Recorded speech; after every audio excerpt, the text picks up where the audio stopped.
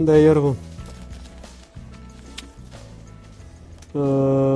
그동안 정치 얘기를 좀 많이 했더니요. 제가 좀 머릿속이 텅 비는 것 같아서, 이번 회는 정치 얘기 아닌 경제 얘기를, 하드보일드한 경제 얘기를 좀 하도록 하겠습니다. 이 모순이라고 하는 것은 이런 것을 얘기하는 것이죠. 무엇이든지 뚫을 수 있는 창이 여기에 있습니다. 무슨 소리야? 무엇이든지 막을 수 있는 방패가 있습니다. 이제 이렇게 되면 모순이죠. 그래서 그 모순이란 뜻 자체가 이제 그런 뜻입니다. 방패와 창이, 창과 방패죠. 모순. 그러니까 무엇이든지 뚫을 수 있다. 무엇이든지 막을 수 있다. 그건 말이 안 되는 얘기는 셀프 컨트라딕토리한 명제죠. 모순입니다. 사실 이 모순을 이해한다고 하는 것이야말로 정신의 성숙을 이해할 수 있는 겁니다. 모순을 이해하는 것. 그 우리나라 역사 얘기할 때 제가 산업화 민주화의 모순 관계 이런 얘기를 많이 했습니다만, 말하자면 박정희 시대의 개발 독재와 경제 성장, 독재와 경제 성장 사이에 정말 참 어쩔 수 없는 모순 관계가 존재했죠. 그 모순의 사실 이 말은 제가 좋아하는 말은 아닙니다만 변증적 하나의 승화로서 이제 지금 박근혜 정부가 태어난 거다. 이렇게도 이제 우리가 아름답게 얘기는 할 수 있겠죠. 근데 우리 정부 기구 중에 모순이라는 것은 뭐 이런 겁니다. 예를 들어서 뭐 이런 것도 이제 남학신과 뭐 우산장수를 둔 엄마의 심정 뭐 이런 거잖아요. 그래서 비가 오면은 야 이거 우산 장사는 잘 되겠지만 신발 장사가 안 될 것 같다. 야 이거 날이 개면 이거 우산 장사하는 둘째 아들 놈은 또 어떡하나 하고 이제 이래도 걱정 저래도 걱정 이럴 수도 없고 저럴 수도 없는 진퇴유곡 진퇴양난 너희 상황을 우리 이제 어떤 모순적 상황이다. 이렇게 얘기합니다. 이 모순을 이해하는 것은 경제를 알아는 굉장히 중요한 그 키워드 중에 하나입니다. 그 모순을 오로지 그대로 담보하고 있는 조직이 이 중앙은행이라는 조직입니다.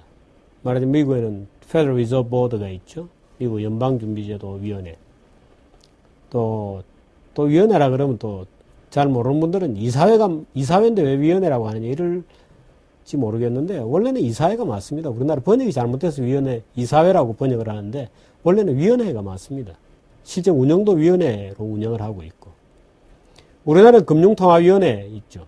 그 이제 한국은행의 상부 내부 조직입니다. 중앙은행 시스템의 상부 조직으로 이제 금리를 결정하는 금융통화위원회가 있습니다. 그 미국에도 연방 그 은행이라는 시스템 그 상부에 중앙은행 제도로서의 그 Federal Reserve Board가 있는 거죠. 보드가 있습니다. 그런데 이 중앙은행들이 바로 부여받고 있는 임무가 이제 모순적인 임무입니다. 이 모순적인 임무는 바로 경제 성장과 물가 안정이라고 하는 두 상충되는 가치 중에 어떤 적정한 선을 찾아가는 그런 것이 이제 모순이죠. 말하자면 남학신과 우산장수를 두 아들을 둔 부모와 같은 심정이 되는 것이 필연적으로 중앙은행입니다.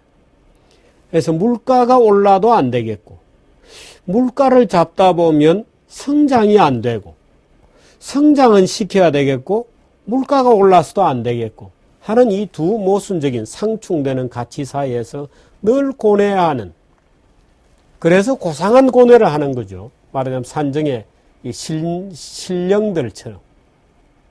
그래서 일체의 세속적 인트레스트로부터 자유로워져야 그때 비로소 물가와 성장 간의 어떤 줄타기라 그럴까요? 타고난 운명적 어떤 진퇴양난의 줄타기를 해가는 놀라운 선택을 해갈 수 있는 지적 공간이 열리는 겁니다. 근데 중앙은행 제도는 굉장히 재밌게 되어 있어요. 물론 중앙은행 제도가 필요하냐 안 하냐, 발권력을 왜 국가가 독점해야 되느냐 하는 여러 가지 이제 문제는 보다 깊은 이제 논란이 필요해서 오늘은 그 얘기는 하지 않고요. 기존의 중앙은행 제도를 전제로 놓고 볼 때 얘기를 좀 드리도록 하겠습니다. 한국은행 같은 건 놀랍게도 우리나라 한국은행은 물가 안정만 추구하도록 하는 법에 만들어 놓고 있어요. 그게 지금 두 가지 모순되는 거죠. 경제성장과 물가 안정이라고 하는 모순적 가치를 추구하는 것이 원래 중앙은행의 기능인데 우리나라는 물가만 추구하도록 되어 있습니다. 말하자면 중앙은행 제도, 중앙은행이라는 제도의 본질은 그 모순 속에서 어떤 줄타기를 해나가는 것인데 우리나라 중앙은행은 그렇지 않습니다. 우리나라 중앙은행은 그 중에 하나의 임무만 부여받고 있습니다. 물가 안정입니다. 사실 물가 안정이라는 말 속에 묵시적으로 경제성장이라는 것도 담겨 있다고 주장할 수는 있어도 명시적 임무는 아니죠. 그래서 우리나라 중앙은행에 예를 들어 김승수 하는 총재는 예를 들어서 물가에 대해서 계약을 써서 정부하고 같이 계약을 합니다. 물가 안정 목표제를 법적으로 부여받고 있는 임무죠. 그동안에 우리나라 그 중앙은행이 부여받고 있었던 임무는 3% 물가 상승률 플러스 마이너스 1%까지 용인되는 범위, 중심축은 3%다. 그럼 중앙은행이 올해 해야 될 목표는 뭐냐? 물가를 3% 선에서 유지시키고 플러스 1% 마이너스 1%의 범주 안에 들어가면 물가 안정 목표에 성공한 것으로 본다는 평가 기준입니다. 근데 이게 이제 지난 10월 달에 이 기준이 바뀌었죠. 이 기준이 어떻게 바뀌었느냐 하면 그럼 3% 플러스 마이너스 1%니까 2%에서 4%까지의 이지만 중심축은 3%다 이렇게 돼 있었던 거거든요. 사실 이 원칙대로 하자면은 만일에 물가가 2% 밑으로 내려간다. 그럼 그때 한국은행은 물가를 높여야 될까요? 물가를 끌어올리는 게 한국은행의 목표다. 그럴까요? 이게 무슨 말이죠? 그럼 3% 플러스 마이너스 목표다 그러면 2%에서 4%까지의 레인지가, 범주가 있는데 만일에 물가가, 현실 물가가, 실제 물가가 1%로 내려갔다. 그러면 한국은행은 목표 범주가 3% 플러스 마이너스 1%니까 돈을 더 풀어서 물가를 더 올려야 된다. 이론적으로는 그렇죠. 이론적으로는. 근데 그때 물가를 맞추기 위해서 끌어올린다고 얘기는 하진 않죠. 대부분 물가가 떨어지면 경제 성장률도 떨어지거든요. 경제가 굉장히 부진하는 소위 디플레적 상황이 되죠. 그래서 성장을 위해서 돈을 푼다. 이렇게 되는 거죠, 이제. 물가를 올리기 위해서 돈을 풀지 않습니다. 낮아진 경제 성장률을 끌어올리기 위해서 돈을 푼다. 이렇게 되어 있는 거죠. 벌써 약간 재미없습니까? 정치에겐 재미있는데 경제에 사실 별 재미가 없어요. 특히 중앙은행 제도는 그렇게 썩 재미가 있는 건 아닙니다. 근데 그걸 3% 있던 거를 지난 10월 달에 우리나라 중앙은행이 이렇게 바뀌었어요. 2.5%에서 3.5%까지로 한다. 그러면 중심축은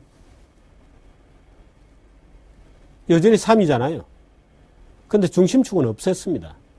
그러니까 범위를 2.5에서 3.5로 줄이고 2에서 4 중심축이 3으로 되어 있던 것을 2.5에서 3.5로 물가 변동 범주의 타겟 존을 줄였습니다. 줄이는 대신에 3% 기준선은 발표하지 않는다 이렇게 바꾸었습니다. 약간 물가 관리에 자신이 생겼다? 또는 물가 전망이 괜히 레인지를 크게 해놔서 다른 압력을 받을 수도 있다고 느꼈나요? 중앙은행이? 아마 그랬을 수도 있죠. 그래서 그 문제에 대해서 이 김종수 총재가 아주 긴 설명을 했습니다. 사실은 뭐 별 불필요한 설명이었습니다만은 아주 긴 설명을 했는데 남학신장사와 집신장사의 논리는 이런 겁니다. 이쪽에 한번 보실까요? 이게 그 유명한 필립스 곡선입니다. 이 필립스라는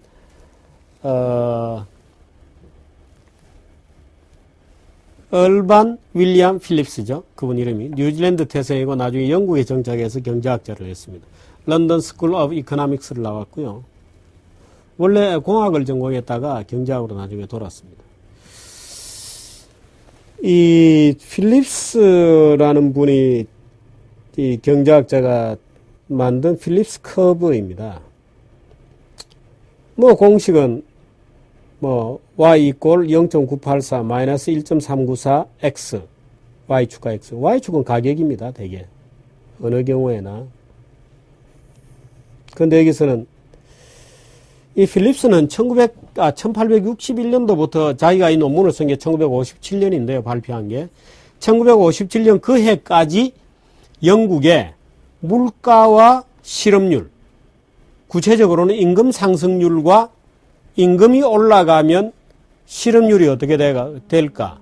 그동안은 임금과 실업률이 따로 나왔습니다만은 임금과 실업률의 상관관계를 일목요연하게 보여주기 위해서 그 둘 사이에 코릴레이션이 어떻게 되는지를 돌려보니까 이런 그림이 나왔다는 겁니다. 이런 그림이 나왔는데 이런 그림의 결론은 간단한 겁니다. 실업률을 낮추면 임금 상승률이 높아진다. 이해할 수 있죠? 뭐 실업자가 별로 없다. 그럼 굉장히 임금도 올리기 쉽겠죠. 임금이 올라갈 겁니다, 아마. 실업률이 높아지면 임금도 떨어진다. 임금도 떨어진다. 실업률이 쭉 이렇게 올라가면 임금도 떨어져서 이런 곡선 커브 위에서 움직이게 되죠. 명목임금 상승률을 나중에 이제 물가 상승률이라고 하는 일반화된 과연 임금이 올라가는 것을 물가가 올라간다고 볼 수 있는가? 일치하는가? 일치합니다. 장기적으로는. 장기적으로는 일치합니다. 그래서 나중에 이 커브를 밀턴 프리드만 같은 사람들은 거의 직선으로 본 겁니다. 거의 직선으로 봤다는 얘기는 임금 상승률은 거의 물가 상승률과 같다 이렇게 본 거죠. 그 같다고 보는 겁니다. 말하자면 물가가 내려가면 실업률은 올라가고 물가가 올라가면 실업률은 내려간다. 떨어진다. 물가 변동이 없는 상태에서의 자연 실업률은 얼마냐? 5.5% 정도다. 연극의 경험치로 볼 때 이런 얘기입니다. 이 공식에 의하면 이 이제 기울기를 y = 0.984-1.394x로 본 그래프를 통계 수치를 통해서 필립스가 얻어낸 거죠. 말하자면 물가와 실업률은 모순관계에 있다 이런 겁니다. 이 물가를 뭐로 보느냐? 이 물가를 성장으로 보는 겁니다. 성장률로. 이 물가와 실업률이 모순관계에 있다고 하는 것을 이제 이 필립스가 밝혀냈는데 지금 미국 중앙은행 같은 경우에는 임무를 부여받기를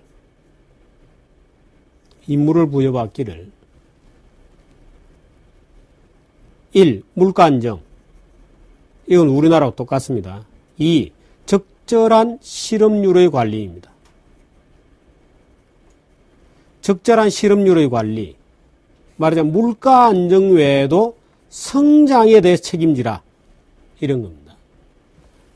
말하자면 물가도 안정시켜야 되지만 실업률도 낮추라. 이런 것을 요구하고 있는 거죠. 물가도 안정시키고 실업률도 낮추고 이거 모순되는 거죠. 그러니까 하나를 물가를 끌어들이면 실업률이 높아지게 돼 있는데 물가도 낮추고 실업률도 낮추고 를 추구해라 하고 모순을 추구하는 조직으로 되어 있었습니다. 그런데 이런 게 있어요. 미국도 그렇고 자본주의 경제는 필연적으로 평소에는 인플레 촉진적 성향을 가지고 있기 때문에 대부분의 중앙은행들은 물가 안정을 위한 조직이다라고 일반적으로 생각되죠. 그래서 성장을 중시하느냐 물가를 중시하느냐에 있어서 대부분의 중앙은행들은 물가를 중시했습니다.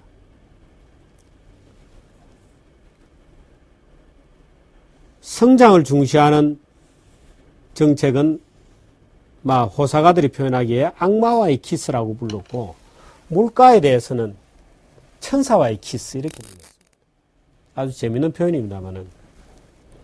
근데 지난주에 벤 버냉키 미국 페더럴 리저브 보드, 미국 연방준비제도 이사회 의장이 이렇게 발표를 했어요. 그동안 우리가 물가 안정을 위해서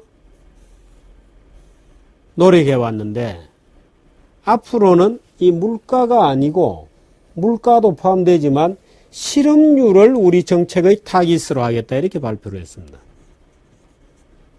물론 성장을 다르게 표현한 말입니다. 성장을 해야 실업률이 줄어드니까. 물가 안정 목표뿐만 아니고 실업률도 타깃으로 하겠다. 말하자면 원래 중앙은행의 임무가 둘 다 포함되는 겁니다. 말하자면 완전 고용을 염두에 둔 실업률 관리, 물가 안정 둘 다 목표였는데 그동안에는 고용은 쑥 들어가 실업률은 들어가 있었고 오랫동안 물가만이 목표였던 거였거든요. 그러다가 벤 버냉키가 지난주에 아주 공식적으로 실업률도 목표로 설정하겠다. 얼마에 설정하겠느냐? 실업률 6.4%에 도달할 때까지 돈을 풀겠다. 지금 얼마냐? 7.4입니다. 많이 떨어졌습니다. 지금 7.4인 실업률이 6.4%에 도달할 때까지 돈을 풀겠다. 그럼 6.4%에 도달하는 것은 물가는 끌어내려야 되는데 그럼 물가는 무진장으로 올라가도 좋다는 거냐? 아닙니다. 물가는 2.5%로 묶고 만일에 물가가 2.5%를 벗어나면 실업률 타깃이 조정될 수도 있다. 근데 물가가 2.5%로 유지되는 한에 있어서는 돈을 계속 풀어서 실업률이 6.5%까지 떨어지도록 우리가 돈을 풀겠다 이렇게 발표했어요. 그래서 월스트리트저널이다, 파이낸셜 타임즈다 하고 전 세계 경제 언론들이 히스토릭 체인지다. 미국 통화금융제도, 미국 페더럴 리저브 보드의 정책이 획기적으로 바뀐 거다. 이렇게 다들 호들갑을 떨고 그랬죠. 근데 정책이 바뀐 것은 아닙니다. 정책이 바뀐 것은 아니고 정책의 타깃 존이 바뀐 겁니다. 목표가. 정책 자체는 그냥 돈을 무제한으로 푸는 정책은 변함이 없어요. 근데 그러면 언제까지 무제한으로 풀 거냐 너희들이 하는 데 있어서 이제 타깃존이 바뀐 거죠. 그 타깃존이 실업률이 7.4에서 6.5%로 떨어질 때까지 무제한으로 푼다. 단 물가가 2.5%를 밑도는 동안에만 만일에 물가가 2.5%를 넘었으면 그때는 실업률 타깃존도 아마 조정이 새로 돼야 될 겁니다. 6.4%도. 우리나라는 어떨까요?